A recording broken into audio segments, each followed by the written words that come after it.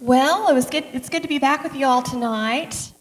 This is our last evening together, and I hope you all enjoyed Pastor Glenn Davis yesterday and his presentation. I'm going to talk a little bit more about children and poverty in India today. I think it's an important subject, and I certainly did see some things there that I want to share with you. I'm going to start out with this first slide because I think it's interesting. I don't know, on the first night I probably didn't share this with you, but we flew from, I think I did share this with you. We flew from Dallas to Dubai. That was a 14-hour plane ride. I had never been on a plane quite that long. And I was ready to get off when we got there.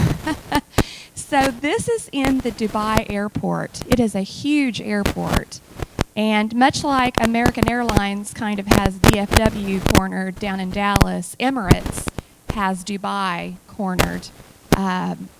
This is almost entirely an Emirates airline airport. There's a few others that fly in and out. And when you walk in, it's what you would expect to see. It is a mass of humanity of different colors and races. And we saw people from Africa there, people from Asia, from Oriental folks were there. There were people from all over the world. And the white folks like us were kind of the minority. So it was kind of interesting being not the main culture there and seeing all of the different people. It was really kind of neat. So I think I shared with you this slide of my travel partner in the apartment. This is the apartment building that the Hondas live in. And as I mentioned to you, they're quite wealthy by comparison to Indian standards. It was so funny, Ritten's been to my home. He's lived with me before. So when we were Skyping together before I left, he said, I just want to prepare you for my home. It's very humble in comparison to yours. And I said, well, we live very differently than you do. You all have a land issue that we don't have. And so, we are happy to be wherever you are, and you don't need to worry about your home one bit because it will be perfectly fine. They are pretty much apartment dwellers, Indian people are. You will see a mansion occasionally. I think I mentioned seeing a mansion in one of the areas, and right outside someone had pitched a tent using a tarp and some bamboo poles. So people just, they live where they can live there in that country. And that was kind of a contrast for me. I kind of thought, wow, that really nice mansion, white alabaster-looking marble mansion, and then this tent, if you want to call it that, out in the front. Again, I think I've shown you this picture before. This is in the neighborhood, and it just kind of shows you the different types of apartment buildings that there are. Usually, a family owns this apartment building, and they'll live on one floor, and they'll let out the other floors. This is Delhi traffic. And I'm going to tell you right now that it was really hard for me because the very first night, of course, I'd been up for 21 hours at this point, and I was tired and not in the mood for any tomfoolery. And we get in the car, and we're driving down the road, and Ritten is driving in the middle of those dashed lines. And I said, would you pick a lane and get in it? And he says, oh, are you picking on my driving? And I said, yes, I am. They don't follow the lines. They don't follow any rules, period. They just drive. And so this is a picture out the window of the traffic. It was so bad that the next morning I did not want to go exchange my currency. I wanted to walk wherever we were going because I didn't want to get back in that car and go back out into the Delhi traffic. It's as bad or worse as New York City, in my opinion. And it's very dirty there. There's lots of dust.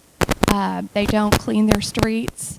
I was telling Dwayne about their roads. They'll have a huge highway, 5-lane highway on one side of the road. So it's a 10-lane highway, actually, if you take both sides into account.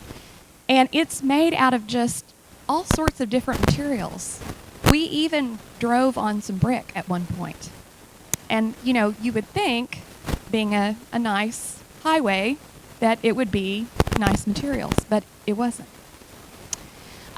This motorcycle, you see the lady sitting side saddle on the back of it? That is apparently the way to go out with someone in Delhi. Your boyfriend drives up on a motorcycle and you get on the back side saddle. No, thank you. I don't think I want to do that. You'll also notice that they use motorcycles for transporting items. See the boxes on the back?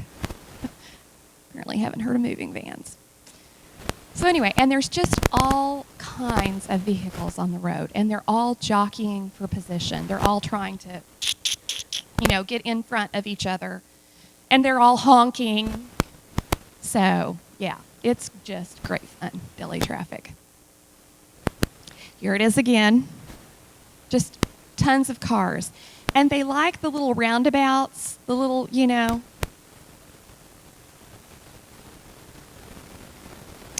Yep. And there's all sorts of roads that shoot off of this little roundabout. So you just keep going around until you find the road you want to get on, and then you shoot off around it. Next. I showed you that slide back there earlier with the guys on top of the rice or whatever it was. That's if you're poor in Delhi and you need to hitch your ride somewhere, you just hop on the back of someone's truck. And literally, those kinds of trucks are all over the road, and there are people in the mornings that are just standing there holding on, going to wherever they work or wherever they're headed. These are some street children who came to the wedding. We were kind of getting together. The wedding venue is actually down the street a ways, and you can see back in the corner there on the upper left-hand side, you can see the lights from the actual wedding itself. But we were gathering here and getting written back on his horse so that he could ride up to the front door and then perform his feats of strength to get inside. And these 4 little children came up and were standing there, and I had to have a picture of them because it made me very sad to see them. We were quite a spectacle for them. Another cow in the road. Lots of cows in the road. This is a slum in Delhi. We were driving one day. Actually, I think we were driving to one of the ceremonies, the kirtan ceremonies, and we drove through the actual slum. You'll see that they sit on mats just right out in the middle of the road, and it's very, very poor, very dirty conditions. Do you see the dog laying in the road? That's not a dead dog. That's a live dog. Dogs everywhere. They have animals just running the streets. Dogs, cats, cows. We even saw some goats. Just animals everywhere. And it appears no one's taking care of them. They're just, running the streets and having more dogs and cats and goats and whatnot. Another picture from the slums. Another picture, it's extraordinarily crowded down there. There are a lot of people. And I think one of the biggest problems, one of the reasons that the slums are the way they are is it's overpopulation. Lots of people trying to live all in one area, and there's not a lot of resources there for them to be able to spread out. If you'll look in the center of the road there, you'll see they've strung clotheslines up, and sometimes they just use the railing that separates the two opposite lanes to just hang their clothes over after they wash them. This picture, this is the picture that bothers me every time I see it. This is the corner of a very busy street in the slum. And if you'll notice, there's a mom sitting there on the edge. She's actually out in the street. She's not on the curb. She's sitting on some dirt that has kind of come out into the road. And you see the motorcycle there. There are 2 little children sitting behind that motorcycle. One wrong move by a car and they would have been taken out like that. And they were both under 18 months of age. And you can't see the littlest one that's on the other side, but that really bothered me. So I think you would know that that would really bother me. This man I found very interesting. We were driving. I mentioned, I think I referenced that I got sick while I was over there. I got a parasite. Dr. Bill, how do you say it again? Giardiasis? Huh? Giardia. Yes, Giardiasis or Giardias? Giardiasis. Okay. It's a ugly, nasty little booger. Anyway, I got that, and it's easily taken care of with 4 little pills, so that was nice. But I think I got sick after the wedding with that, and then it's something that bothers you for a few days, and then it goes away, and it comes back, and so forth. Anyway, so we missed the train. We were supposed to take the train from Delhi to Dehradun. We ended up not being able to do that. So we got in a car that my friend Satish arranged for us. He had a friend that was coming to Delhi anyway, and he trusted him to bring these 2 American girls from Delhi to Dehradun. So we got to go through all of these little villages and see all of these different people and places, and that was probably one of the more interesting parts of the drive. But you'll notice this is a banana merchant, and he is sitting on his cart waiting for people to come and purchase his fruit. This is another shot that I took on the way, and the thing I also noticed was just the in the rural areas that it was even more clear how abject the poverty was, that people were just really struggling to make it. And you can kind of see that this little, I don't know if you would call it a house or what you would call it, but this man he's cooking outside right there on the street, his breakfast or lunch or whatever he was cooking, and it was very, very dirty around that area. I don't think I would have cooked or eaten any food in that particular area. Some more street children. There are street children all over India, and I want to tell you a little bit. I pulled some information off of the internet about a study that was done, and this was just released earlier this week. It says nearly all children living on the streets of the national capital, meaning Delhi, are exposed to abuse and violence, and the majority of them face harassment from police, reveals a new study released here Tuesday. The police in Delhi, I observed, were very corrupt. They were not helping traffic at all. They would put up roadblocks just for no reason, just put a roadblock up, which was not really helping traffic. It was actually making it worse. And they really, they're paid, basically. If you get pulled over by the police and you want to take care of the problem, you just slip them some money and that takes care of it. It's not really a system that lends itself to credibility. So it was a very interesting thing for me to watch that. And then to hear of the treatment of the children doesn't surprise me at all. This is upsetting. 33% of the street children face harassment from police, and 23% are sexually abused. A staggering 31% of children face abuse from employers, 8% are used for trafficking drugs, while another 5% are convicted for theft or other crimes, it is said. Another thing that happened while I was there, and I have to admit I was a little jet lagged. Is that the end of my slides? I think that's my last one, isn't it? Is there another one? Oh, well, I'll keep going, but hold that slide. We were leaving the Khan Market, which is a very nice area of Delhi. It's what I would equate to maybe like Utica Square Really nice shops, really nice places to shop. My friend and I got our hair done while we were there because I couldn't stand my hair any longer. It looked horrible. I kept catching sight of myself in the windows of the stores and going, oh my word, look at my hair, it's so bad. So anyway, Ritten came to pick us up after we had been there shopping for a little while. And as we were leaving, we pulled out into the traffic, and there was a lady with a little baby, and she was pinching that baby to make it cry and knocking on the windows to try to get people to give her money. And I wanted to get out and hurt her at that particular point. It was very upsetting to me. I started crying, actually, and Ritten was very upset. He was trying to explain it to me, and I said, just stop. There's nothing you can say that's going to make it better. So let's just don't talk about it. It was really a hard thing for me to deal with.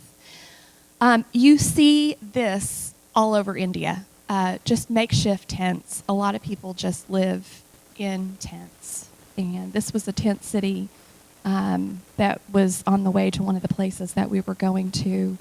I think we were on the way to the Lotus Temple when we saw that. This is a picture on the way up to Dehradun, and you can just kind of see the disrepair of the buildings, and people are living in these buildings. This is a typical street corner in Delhi, and you can just see the massive humanity, all the auto rickshaws everywhere. There's motorcycles and bicycle rickshaws, cars everywhere. I mean, this is a serious overpopulation issue. Another shot as we were driving along, you can again see the disrepair of the buildings. These are interesting. The area in between Delhi and Dehradun is a big sugarcane area. They grow lots of sugarcane. And there are lots of distilleries along the way. And excuse me, my pizza that I had for dinner tonight is not agreeing with me at this moment. The way that they get the sugarcane from the fields to the distilleries is on these bullock carts. They call them bullock carts. And those are actual bulls pulling those carts, and we saw hundreds of them. So they do quite a sugarcane trade there. Sheep. This is a man who is herding sheep somewhere along the way. We're in between Delhi and Dehradun at this particular moment. I'd like you to notice that figure that's kind of walking through the field. Look how beautiful and lush their fields are. They really do have beautiful farmlands, and there were lots of people. This was on a Saturday, and there were lots of people working out in those fields, and little children picking up sticks, just sticks as they walked along, and carrying bundles of sticks, and I think they're used for fires. This was up in the mountains on the way to Mussoorie from Dehradun, and notice that these are ladies, and they're carrying these huge bunches of branches. And I asked my friend Aparna about that, and she said that those are also used for fire. They'll strip those of the leaves, and they'll use them to burn in the fires. So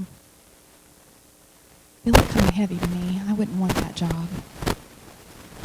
Is that it? Okay. In the time that we have left, I want to talk to you a little bit about the caste system in India and why some of this is. It's interesting. There are, in the caste system, there are about 3,000 castes and 25,000 subcastes. And they fall under 4 or 5 basic categories.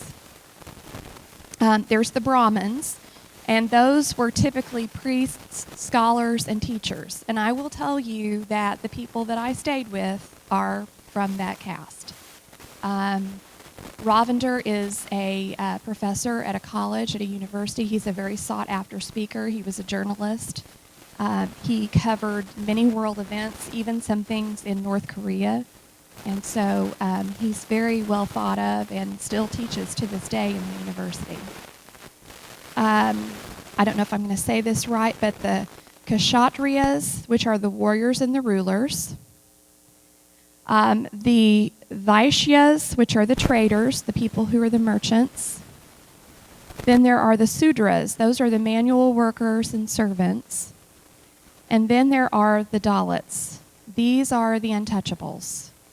And many of the people in the slums are untouchables. Now, I will tell you that the Indian government does not recognize caste anymore. And that's all well and good. It is ingrained in the culture. You do not marry outside of your caste. You do not go to church with people outside of your caste or worship with people outside of your caste. You do not affiliate or be friends with people who are outside of your caste. So there are very rigid lines of demarcation between peoples in this country. And it's a country of just vast, you have the very, very wealthy and you have the extremely poor, the people who live. I think I mentioned to you all during my stewardship moment that they live on about $2 a day, many of the poorer people there.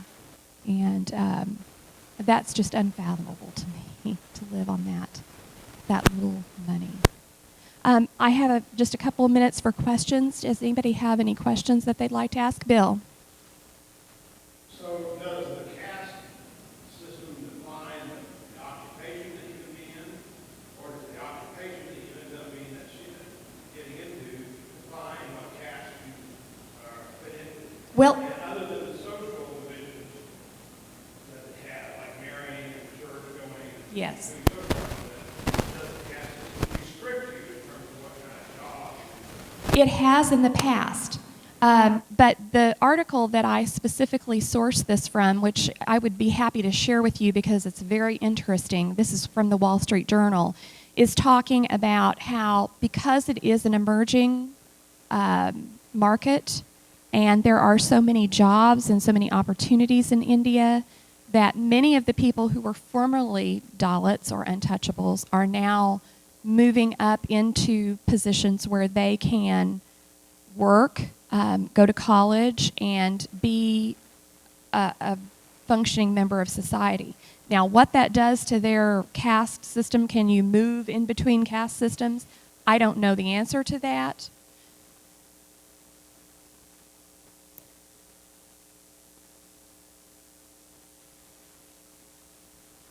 Yes. But I will tell you,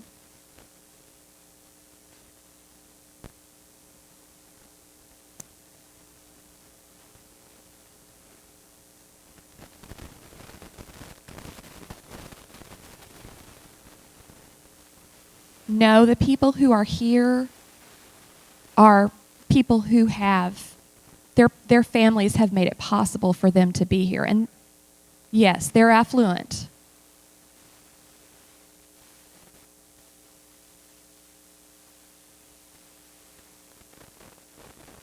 That's correct.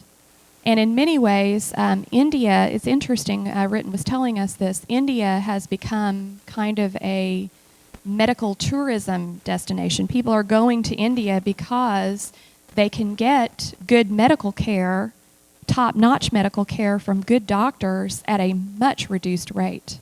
And so I would hazard to guess that many of those doctors that you're speaking of were trained in India and then came over here.